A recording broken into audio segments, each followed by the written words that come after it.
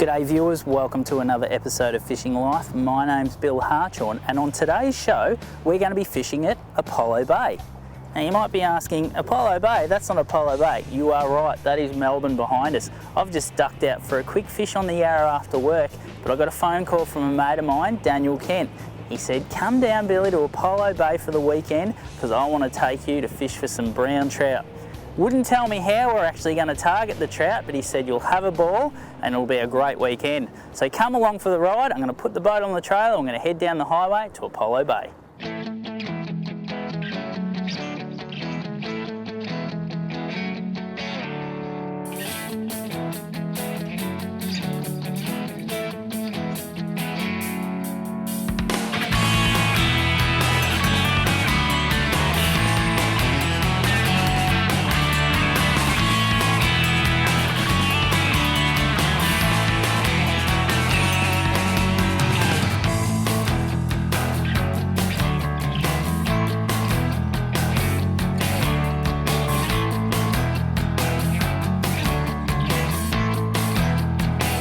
Howdy, my name's Daniel Kent. This is my hometown of Apollo Bay. I've been fishing since I was 5 years old, when Dad hooked a trout and let me wind it in. But since then, I've been taking things more seriously. Taking fishing seriously would be an understatement. Daniel has successfully fished all over Australia and overseas, which is a far cry from that first brown trout he caught with his dad.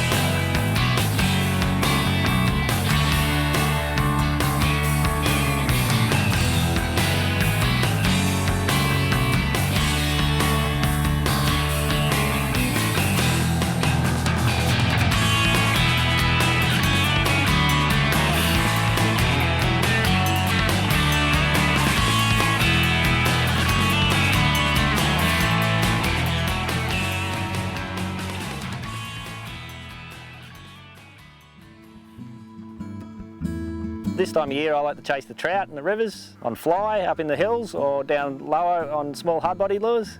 I've got two different places we'll fish this weekend. They're totally different from each other. We'll start up in the hills in the small mountain stream at the top of the Aire River and we'll walk up to a waterfall chasing small brown trout on dry flies. And then after that we'll go a short drive, not too far away, and the scenery is totally different. There's not a tree in sight and the trout are much, much bigger. So what's the plan, Dan? What are we doing? Well, I think we'll head up to the Aire crossing here in the Otways and we'll walk up the Aire River. And if we get a good day's walking in, we should end up around Hopeton Falls somewhere and we'll just flick a few little royal wolves or dry flies and hopefully we can get a nice trout rise up and take them. No worries, mate. By looking at that, I reckon I'm going to do a few Ks today. You'll probably do a few Ks on the legs, but it'll be all worth it. My wife said I need to lose a bit of weight, mate, so this could work well.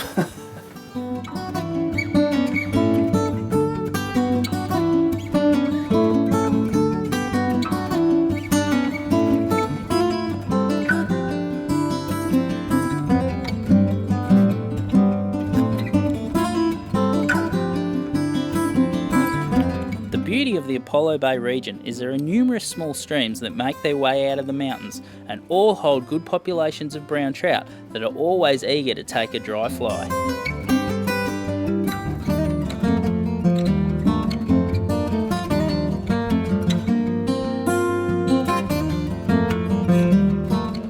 As we head just 500 metres from the main road through some pretty muddy cow paddocks, we are greeted with the beautiful Aire River and some pristine rainforest.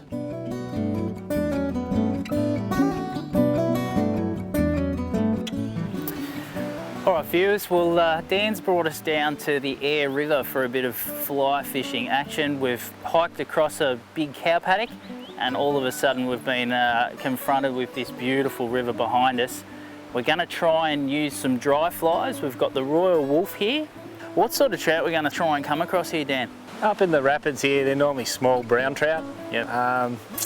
It's a nice bright sunny day and noticed a few insects getting around, so I think the dry fly might be able to fool a few into taking them off the surface. Beautiful. So behind us we've got sort of the first pool we're going to have a crack at, and we're just going to work those sort of bubble lines. Yeah, just the tops of the runs and the bottom of the rapids, and then anywhere the bubble line comes down through the pool is a good area as well. Beautiful. And the reason we're standing a little bit away from the bank is we don't want to spook any fish that might be hanging there. So we're going to work our way up the Aire River into some just absolutely beautiful, beautiful scenery, and hopefully we get a few trout along the way. So come along with us, we'll see if we can get one for you.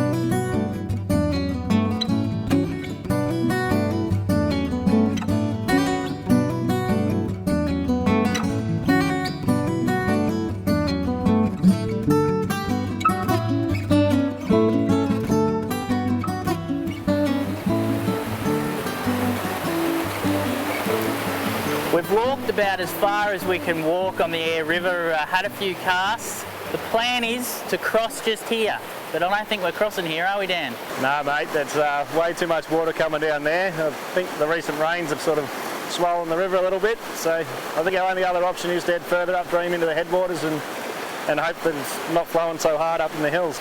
So we're going to do some bush bashing.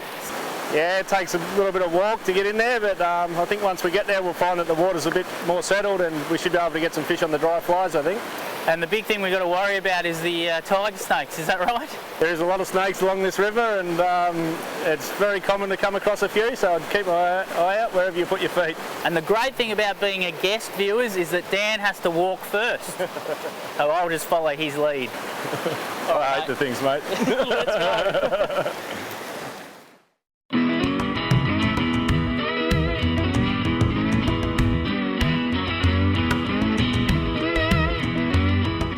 While I was busy watching out for the deadly tiger snakes, thanks to Dan's advice, it seemed that in the blink of an eye the scenery changed from huge gum trees and blackberry bushes to a lush and thick rainforest. After half an hour of heavy hiking through the bush that made me realise I'm far from fit, we came across an untouched pool and quickly noticed a few brown trout rising.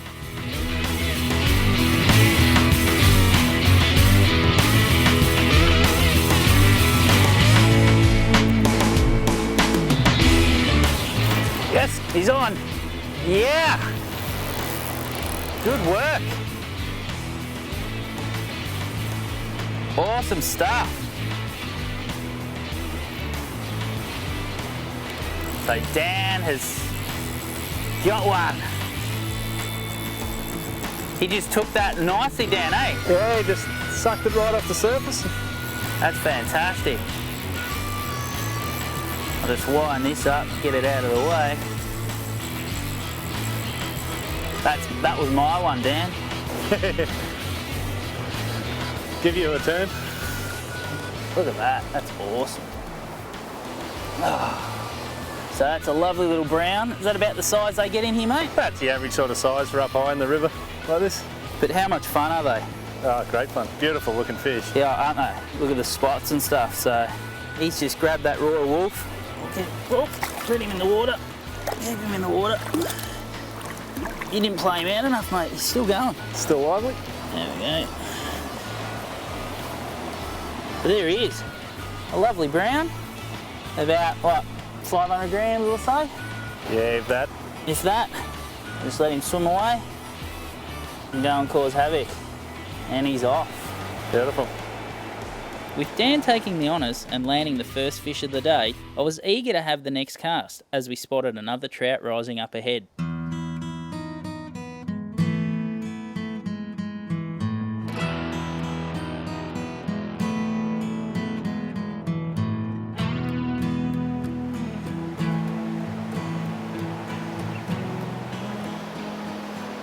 Yep. All right. Nice. Oh, I can't get him. Oh, I reckon I dropped him. Nah, got Still him. on? Yeah. Good stuff. Still on. Woo! Nice little brownie. That was great. It's great when you see them rise. Ah, it's just, mate, it doesn't matter how big they are, it's just the best fun.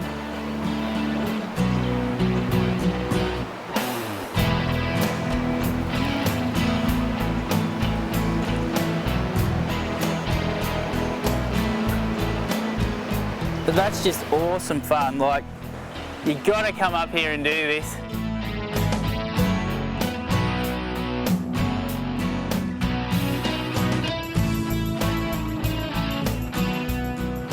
So just another one, number 2. And away he goes.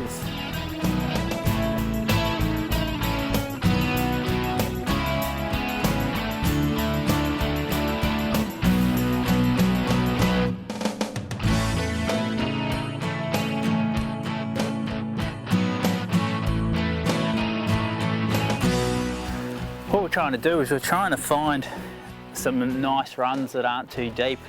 Because we're using just a surface, well, a dry fly, and it's just an imitative, it's not a sort of a matching the hatch type of fly, it's just a generalist sort of dry.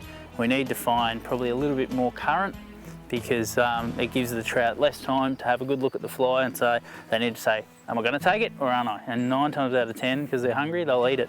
But these sort of pools are a bit deeper, so we're just pushing up. We need 2 things, shallower water and better bank access, because it's pretty tough. Isn't that right, Dan? It is, it's tough going at the moment.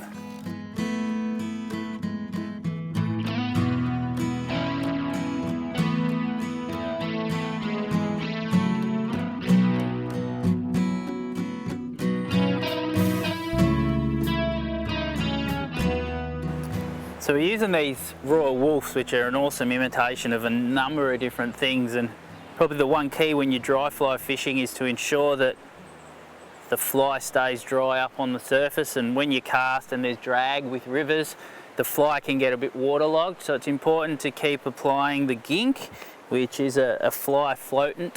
There's a number of different ones out there. I think there's a powder as well that you can shake your fly through, but just keep applying a little bit of that. It's going to keep it up. And the other thing too is just do a few false casts as well, because as it's going through the air, the air's going to dry the fly a bit for you, but just keeping that floating on it is going to help. Just drying the fly a bit. A few false casts. Now we'll shoot one out.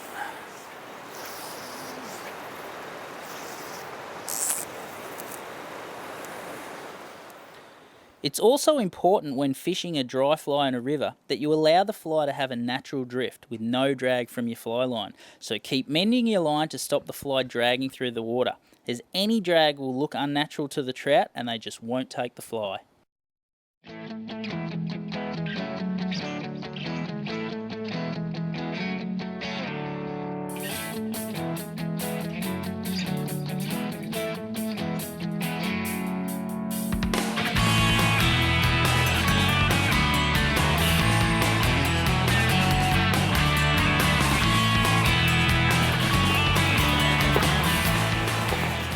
One of the good things about waders is that they actually stop you from getting wet.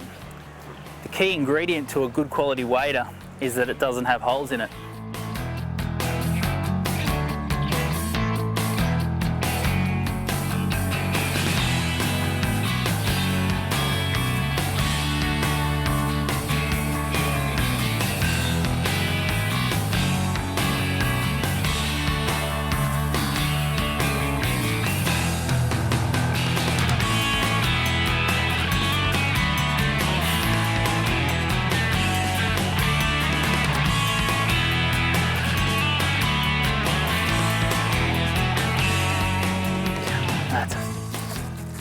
On.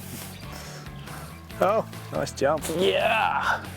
I knew that was fish. I thought that had to be a fish. Right in tight against the bank. Yeah. Beautiful. Nice little brownie. Yeah.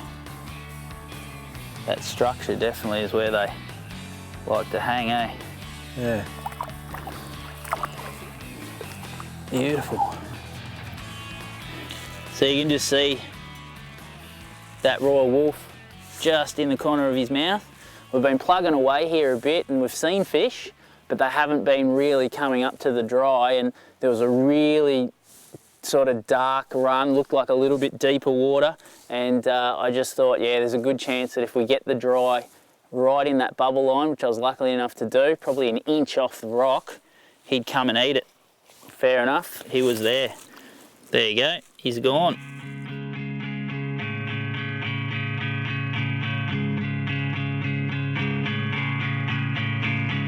The real attraction of wading up these clear mountain streams is not about catching big fish, but it's about being in such spectacular scenery and not knowing what the next stretch of river will hold.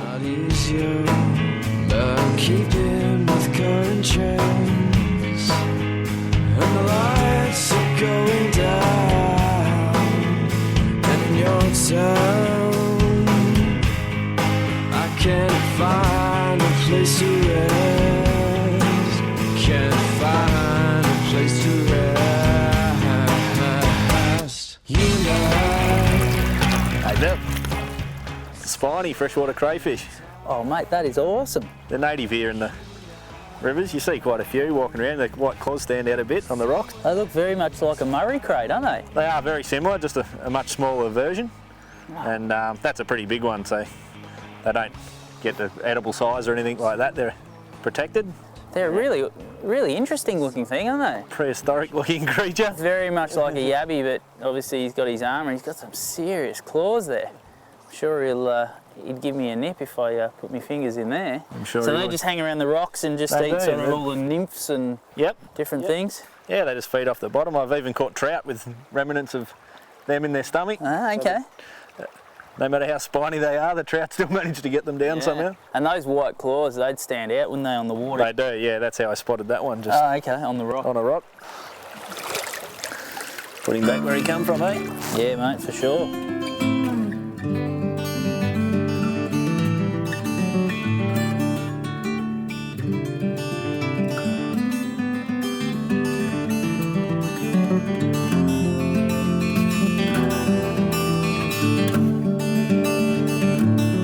The thing I love about fly fishing is even though you only need 1 or 2 different flies to fish these streams, that doesn't stop me from carrying 400 or 500.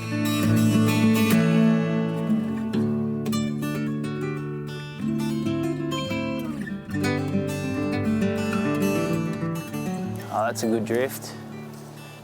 Yep, I'm on, yep. Oh, good, yeah, he's a nice little brownie. Nice one.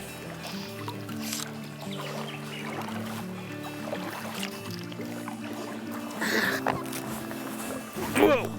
Get to keep tension on him.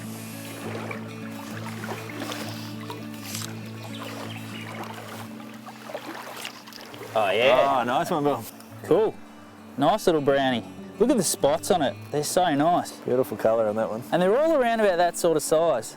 Yeah. And as he slides off, so he could be, say, 10 years old and he won't get any bigger. That's correct, yeah. They just grow to the food in their environment. So he could be 1 year old and that big, he could be 10 years old and that big, just depends on the food source. Right.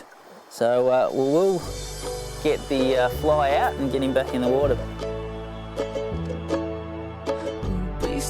While it's quite easy to fish these small mountain streams with lures, I think there's no better fun than getting a lightweight fly rod, a bunch of dry flies and spending the day wading up the river catching small trout on the surface.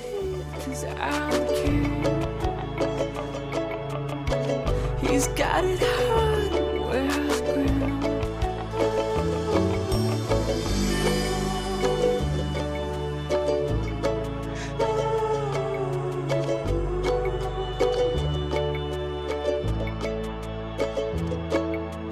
Floating paper boats down the creek,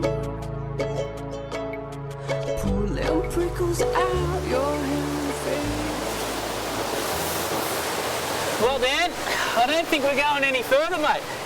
No, well, I'm definitely not going to try and climb that. So. No way, mate. You'd be getting pretty wet if you had a crack at that one. Yeah, I think it's the end of the road. End of the road. Well, how much fun was that?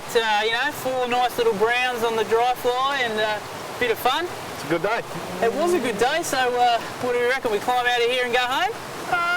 I've got one more little spot up my sleeve. I think we might be able to get you onto a decent sized trout. A bigger trout? Yeah, I'm thinking sort of 2 to 3 pounds something. And it's a slightly different way of fishing, but I think we'll catch something. Nice.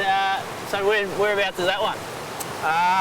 Well, that I'm not going to tell you. Oh, secret spot. Bit of a secret spot, but it might surprise you what we find when we get there, but you might be surprised what we catch when we get there too. Beautiful. Well, I can't refuse a secret spot, so I think we better climb out of here. There's a few stairs ahead of us. We'll go and chase some of these bigger brown trout. Let's do it. All right, let's go.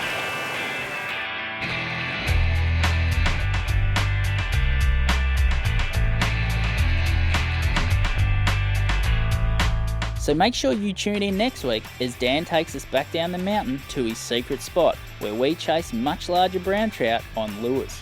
And who knows, he may even reveal where his secret spot is. Hey, I'm not telling anyone where I catch me big trout, but I'll take you there and show you. We also follow Dan as he takes a trip over to Patagonia in southern Argentina where he catches some of the most spectacular rainbow trout ever caught on film.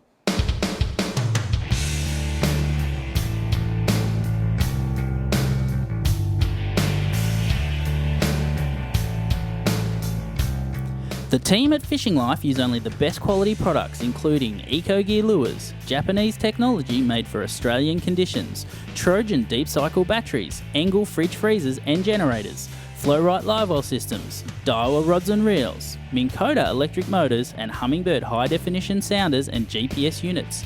To find out more about these quality products, log on to www.vicbreamclassics.com.au.